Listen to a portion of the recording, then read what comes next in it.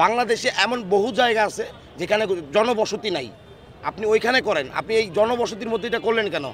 আর আমরা সবচেয়ে বেশি যে জিনিসটা দৃষ্টিকট রয়েছে, এটা একটা অ্যাক্সিডেন্ট।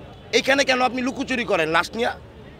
আপনি সঠিক তথ্যটা কেন দেন না? সঠিক তথ্যটা দিলে প্রত্যেকটা গার্ডিয়ান তার সন্তানটা আইডেন্টিফাই করতে পারবে। এই বাংলাদেশ মেডিকেলের মধ্যে আমি দেখলাম একটা লাশের ছাই পড়ে আছে, এটা একটা মিডিয়া প্রচার করছে। একটা মিডিয়া, আমাদের হাতে তো মোবাইল আছে নাকি, আমরা দেখি একটা মিডিয়া প্রচার করছে, আমরা শতককে দেখি একটা, মিডিয়াতে দেখি আরেকটা। আমরা আমাদের আজকের যে বিষয়টা, আমি 4টা থেকে আমি ওই দুর্ঘটনা কেন্দ্রে বিভিন্ন জায়গায় আমি গেলাম, আমি দুর্ঘটনা জায়গা দেখি একটা, মিডিয়াতে আমি দেখি আরেকটা। এইখানে লুকানোর কি আছে? এটাও পলিটিক্স না, এটা একটা অ্যাক্সিডেন্ট। যদি এটা একটা অ্যাক্সিডেন্টই হয় তাহলে এখানে লুকানোর দরকার কি? যে তার সন্তান হারাইছে, উনি কি তার সন্তানের খবরটাও পাবে না? লাশটাও কি পাবে না? লাশটা পাবে না? যদি লাশটা পাইতে হয় তাইলে কেন আপনারা মিডিয়া কি করেন? তাইলে আপনারা এই যে এতগুলা ক্যামেরা, এতগুলা মোবাইল নিয়ে দাঁড়ায় থাকেন না? আমরা মিডিয়া 19 জন 30 জন এক একজন যে যার মন মতো একটা প্রকাশ করে দেন।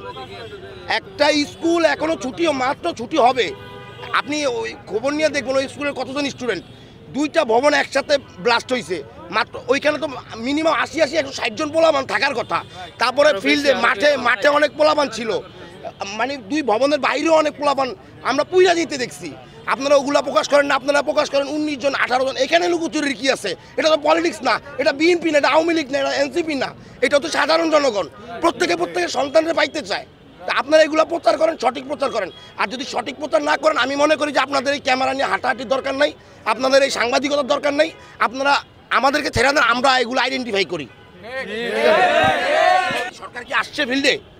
সরকার আসছে ফিল্ডে? প্রশাসন এটা দিল কেন? আমি তো প্রশাসন আপনারা যারা ফিল্ডে কাজ করেন, প্রশাসন ফিল্ডে কাজ করছে না, ওনারা এটা নিয়ে লুকোচুরি করে কেন? ওয়াই?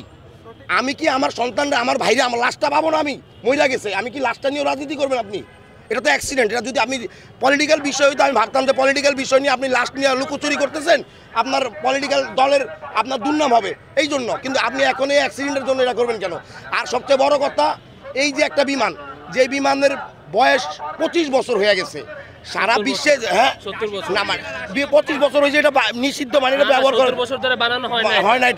এইটা কেন আপনি করবেন? আর এটা ঢাকার মতো একটা জায়গায়, এই ঢাকার মতো একটা ক্যাপিটাল সিটিতে, জনবহুল একটা এলাকায় আপনি প্রশিক্ষণ বিমান দিয়ে আপনি করবেন, তাও এটা অফ ডে হইতো, তাও মেনে নেওয়া যেত।